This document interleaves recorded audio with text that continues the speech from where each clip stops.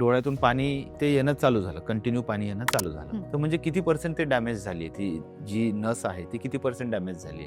डोळ्यातून पाणी येतं तेव्हा जनरली just एक bracket. कॉमनली आपण बघितलं तर डोळ्यातून पाणी येतं ते जनरली डोळ्यातल्या सूज येणं, डोळा लाल होणं, घाण होणं किंवा डोळ्यामध्ये काही कचरा जाणे, ह्याच्यामुळे जास्त कॉमनली पाणी येतं. पण जर सतत पाणी येत असेल की आपण ट्रीटमेंट घेतली, काही मेडिसिन्स टाकले तरी पण पाणी येते, तर मात्र 70% जास्त पेशंट्स मध्ये ते ब्लॉकेज असतं. ब्लॉकेज. जर ते सतत होते तर ओके ओके. आणि जेव्हा पल्स तिथून बाहेर यायला लागतो तेव्हा आय थिंक 90% डॅमेज झालेली Yes. असेल. जेव्हा पस बाहेर यायला लागतो तेव्हा ते ब्लॉकेज अगदी 100% ब्लॉकेज झालेलंच असतं. तिथे मग आपल्याला तो रस्ता नॉर्मल जो रस्ता आहे तो आपण चालू करू शकत नाही.